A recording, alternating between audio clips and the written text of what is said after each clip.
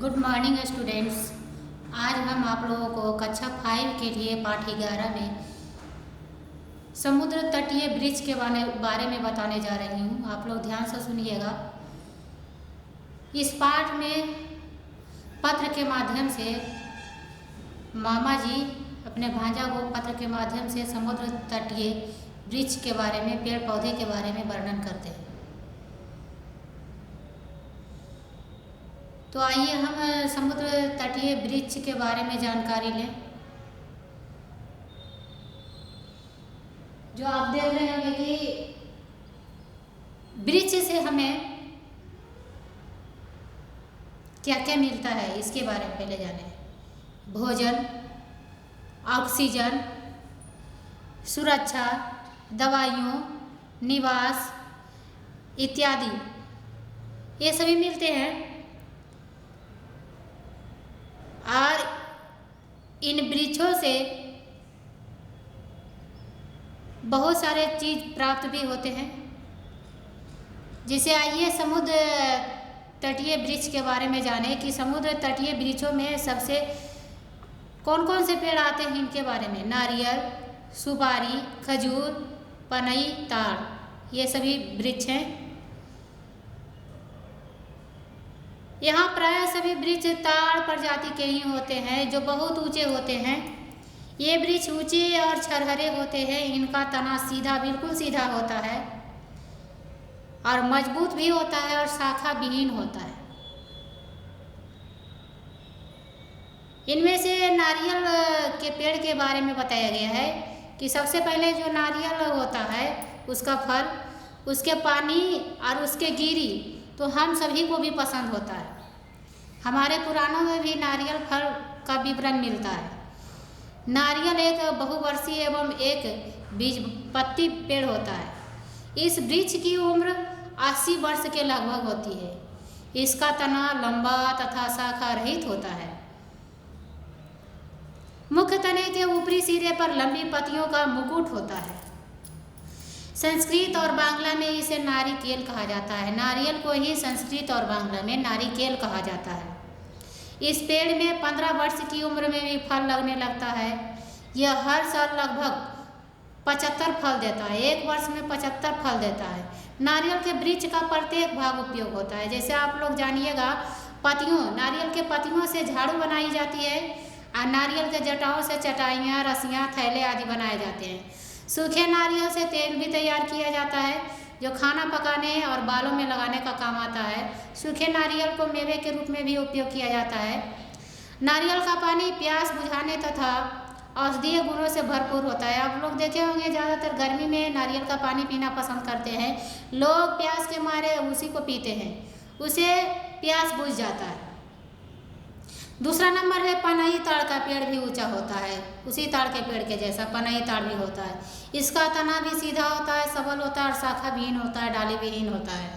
ऊपरी सिरे जो होती है, सबसे ऊपरी सिरे लंबी वृंत तथा किनारे से कटी फलक वाली पत्तियां लगी होती है। ऐसे ऐसे फैला हुआ रहता है पत्ता। इसका फल काष्ठीय गुठली वाला होता है, जो होता है एकदम गुठली वाला होता है। पनई ताड़ के वृक्ष 30 मीटर तक बढ़ सकते हैं। पुराने ज़माने में जब कागज़ नहीं होता था, तब इसके पत्ते को कागज़ की तरह उपयोग में लाया जाता था। उनको ताड़ पत्र कहा जाता था। जो उपयोग में लाते थे उसको ताड़ पत्र कहते थे, क्योंकि ताड़ से तैयार किया गया पत्र होता था। ताड़ पत्र पर लिखी हुई कई पुस्तकें आज भी सुरक्षित रखी हुई है। ताड़ के और भी कई तरह के उपयोग हैं। इसके तने से निर्मित सहतीर मकान की छत पर लगता है। सहतीर के ऊपर इसके पत्ते डाले जाते हैं और छत बनाई जाती है। ताड़ के दूध को नीरा कहते हैं। यह सेहत के लिए बहुत ही फायदेमंद होता है। सुपारी के वृक्ष ताड़ के वृक्षों से मिलते जुलते हैं। ये वृक्ष एक दूसरे को छूते हुए पास पास लगाए जाते हैं। सुपारी का वृक्ष बहुत नाजुक होता है। इसकी बहुत देखभाल करने की आवश्यकता होती है। इसके वृक्ष की ऊंचाई 40 से 100 फुट तक होती है। इसके पत्ते जो होते हैं नारियल के समान ही झाड़दार और 1 से 2 फुट तक लंबे होते हैं। इसमें छोटे छोटे फूल लगते हैं और फल 1-2 इंच के घेरे में अंडाकार या गोलाकार। भारत में सुपारी का प्रयोग जैसे आप ज़्यादातर देखेंगे कि पूजा पाठ तथा पान मसाले में किया जाता है। सुपारी औषधीय गुणों से युक्त होती है। जैसे आप फिर उसके बाद पढ़िएगा, ताड़ जाति का चौथा वृक्ष खजूर है, जो लंबे लंबे पेड़ होते हैं, वही समुद्रीय तट पर देखे जाएंगे।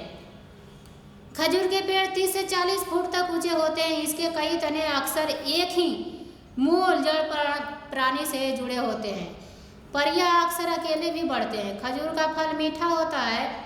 इसे सुखाकर भी रखा जाता है। सूखे खजूर को छुआरा कहते हैं, जो सूख जाता है उसे छुआरा कहते हैं। यह प्रजाति हमारे शरीर को शक्तिशाली बनाता है।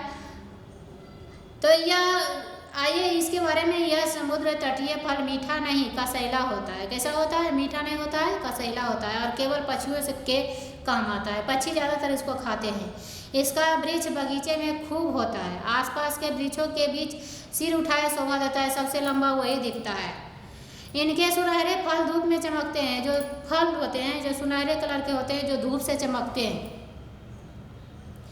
खजूर का रेशा कई कामों के लिए प्रयोग में लाया जाता है। जैसे अब पत्र को समाप्त, इसी तरह से जब देखते होंगे कि खजूर का जो पेड़ होता है वो क्या क्या चीज़ में काम होता है, तो खजूर का रेशा कई कामों के लिए प्रयोग किया जाता है।